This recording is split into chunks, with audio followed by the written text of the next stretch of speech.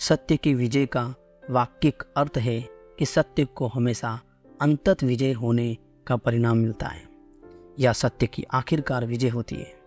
यह मानव इतिहास और संसार के विभिन्न संदर्भों में देखा गया है कि सत्य के पक्षधर अंततः सफल होते हैं और झूठ और अनैतिक के पक्षधर नाकामयाब होते हैं। दोस्तों, किसी गांव में 2 मित्र रहते थे। बचपन से उनमें बड़ी घनिष्ठता थी। उनमें से एक का नाम था पाप बुद्धि और दूसरे का नाम था धर्म बुद्धि।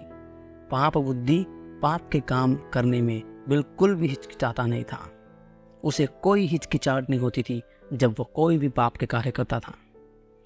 कोई भी ऐसा दिन नहीं जाता जब वह कोई न कोई पाप न करे, यहाँ तक कि वह अपने सगे संबंधियों के साथ भी बुरा व्यवहार करने में नहीं चूकता था।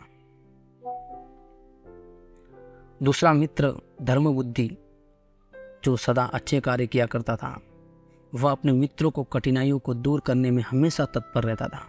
हमेशा हर मित्र की सहायता किया करता था। वह अपने चरित्र के कारण बहुत ही लोगों में प्रसिद्ध था। धर्म बुद्धि को अपने परिवार का पालन पोषण करना पड़ता था। वह बड़ी ही कठिनाइयों से धन को अर्जित किया करता था। एक दिन पाप बुद्धि ने धर्म बुद्धि के पास जाकर कहा कि मित्र, तूने अब तक किसी दूसरे स्थानों की यात्रा क्यों नहीं की है? इसलिए तुझे किसी भी स्थान की कोई जानकारी नहीं है। जब तेरे बेटे पोते उन स्थानों के बारे में तुझसे पूछेंगे तो तू उनको क्या जवाब देगा? इसलिए मित्र, मैं चाहता हूं कि तू मेरे साथ घूमने चल। धर्म बुद्धि ठहरा निष्कपट व्यक्ति। वह छल फरेब नहीं जानता था। उसने उसकी बात मान ली और ब्राह्मण से शुभ मुहूर्त निकलवाकर वे दोनों यात्रा पर चल पड़े। दोस्तों, चलते चलते वे एक सुंदर नगरी में जाकर रहने लगे। पाप बुद्धि ने धर्म बुद्धि की सहायता से बहुत सा धन अर्जित किया। जब अच्छी कमाई हो गई तो वे दोनों घर की ओर रवाना हुए। रास्ते में पाप बुद्धि मन ही मन में सोचने लगा कि मैं इस धर्म बुद्धि को ठग कर ये सारा धन अपने पास रख के हथिया लूँगा और इसका उपयोग भी मैं उसका उपाय भी उसने खोज लिया था कि किस तरह से इस धर्म बुद्धि के साथ मैं छल कपट करके ये पैसा अपने पास रखूं। दोनों गांव के निकट पहुंचे। पाप बुद्धि ने धर्म बुद्धि से कहा, मित्र, यह सारा धन गांव में ले जाना ठीक नहीं है।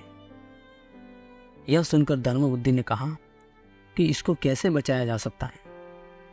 पाप बुद्धि ने कहा, सारा धन अगर गांव में ले गए तो इसे भाई बंटवा लेंगे और अगर कोई पुलिस को खबर कर देगा तो जीना मुश्किल हो जाएगा।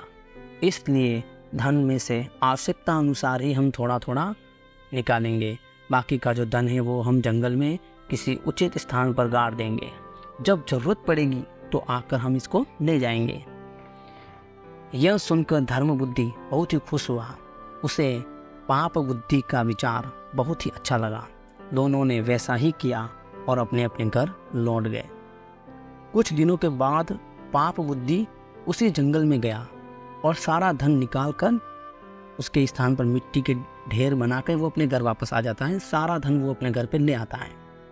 उसने वह धन अपने घर में छिपा लिया। 3 से 4 दिन के बाद धर्म बुद्धि के पास जाकर वह बोलता है कि मित्र, जो धन हम लाए थे वह सारा खत्म हो चुका है। इसलिए चलो जंगल में जाकर कुछ धन हमारा जो हमने जमीन में दफना रखा है उसे निकाल कर ले आते हैं। धर्म बुद्धि उसकी बात मान गया और अगले दिन दोनों जंगल में पहुंचे। उन्होंने गुप्त धन वाली जगह गहरी खोद डाली थी, मगर धन कहीं पर नहीं मिला। इस पर पाप बुद्धि ने क्रोध में आकर धर्म बुद्धि से कहा कि चोर, ये सारा धन तूने निकाल लिया है। इस बात पर धर्म बुद्धि को बहुत ही गुस्सा आया। उसने कहा, मैंने यह धन नहीं निकाला है। मैंने अपने जीवन में कभी भी ऐसा नीच कार्य नहीं किया है और किसी को धोखा नहीं दिया है। चोर तू ही है और तूने ही ये धन निकाला है। तो पाप बुद्धि ने कहा, मैंने नहीं चुराया है, तूने ही चुराया है। सच बता, नहीं तो मैं न्यायाधीश से तेरी शिकायत करूंगा। धर्म बुद्धि ने यह बात स्वीकार ली। दोनों न्यायालय में पहुंचे। न्यायाधीश को सारी घटना सुनाई गई। उसने धर्म बुद्धि की बात मान ली और पाप बुद्धि को 100 कोड़े का दंड दिया। इस पर पाप बुद्धि कांपने लगा और बोला, महाराज वह पेड़ पक्षी है, हम उससे पूछेंगे तो वो इसका जवाब भी देगा, तो हमें वहाँ जाके एक बार पूछना चाहिए और मुझे कुछ समय का वक्त दिया जाए, वक्त दिया जाए। मैं कुछ समय के बाद कुछ रास्ता निकालूंगा, लेकिन मैं निर्दोष हूँ ये साबित करने का मुझे एक मौका दिया जाए। तो न्यायाधीश से उसने रिक्वेस्ट की। यह सुनकर न्यायाधीश ने उन दोनों को साथ ले जाकर वहाँ पर जाने का निश्चय किया। पाप बुद्धि ने कुछ समय के लिए अवकाश मांगा, जैसा कि वो पहले बोल रहा था। अब वो अपने पिता के पास जाता है और पिताजी से बोलता है, पिताजी अगर आपको यह धन और मेरे प्राण बचाने हैं तो आपको उस पेड़ के खोकर में जाके बैठ जाना है और न्यायाधीश जो भी प्रश्न पूछे उसके नकारात्मक जवाब देने हैं, जिससे कि हम धर्म बुद्धि को फंसा सकें। पिताजी राजी हो गए। अगले दिन वे न्यायाधीश, पाप बुद्धि और धर्म बुद्धि वहाँ पर गए। वहाँ पहले से ही पाप बुद्धि के पिता उस खोखरे के अंदर छिप के बैठे थे। जैसे ही न्यायाधीश ने पूछा, ओ वृक्ष सच बता, यह धन किसने चुराया है?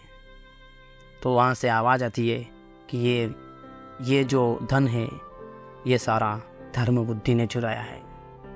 यह सुनकर न्यायाधीश धर्म बुद्धि को कठोर कारावास का दंड देता है। लेकिन धर्म बुद्धि भी बड़ा बुद्धिमान था। उसने कहा कि न्यायाधीश जी, मुझे आज्ञा दी जाए कि मैं इस पेड़ के खोकर में आग लगा सकूं। तो न्यायाधीश ने उसे बोला कि आप बिल्कुल कर सकते हो। न्यायाधीश की आज्ञा पाकर धर्म बुद्धि ने उस पेड़ के चारों ओर खोकर में मिट्टी के तेल के छिड़काव कर उसमें आग लगा दी। कुछ ही क्षणों में पाप बुद्धि का पिता चिल्लाया, अरे मैं मरा जा रहा हूँ, मुझे बाहर निकालो। पिता के अर्ध जले शरीर को बाहर निकाला गया तो सच्चाई का पता चला। इस पर पाप बुद्धि को मृत्युदंड दिया गया। धर्म बुद्धि खुशी खुशी अपने घर लौटा। दोस्तों, चाहे कुछ भी हो जाए, हमें सत्य के मार्ग पर अडिग रहना चाहिए। हमने पहले भी कहा था कि सत्य पे जो चलेगा उसकी विजय जरूर होगी। दोस्तों, आपने हमारी कहानी को ध्यान से सुना, इसके लिए आपको बहुत बहुत धन्यवाद। और हम आपसे ये उम्मीद करते हैं कि आपके दोस्तों, आपके बच्चों के साथ ये कहानी शेयर कीजिए, उन्हें सुनाइए, ताकि हमारा जो एक मकसद है लोगों को मोटिवेट करना, लोगों के अंदर अच्छी भावनाओं को फैलाना, उसमें हम सफल हो सकें। दोस्तों, आपने सुना, इसके लिए आपका बहुत बहुत धन्यवाद।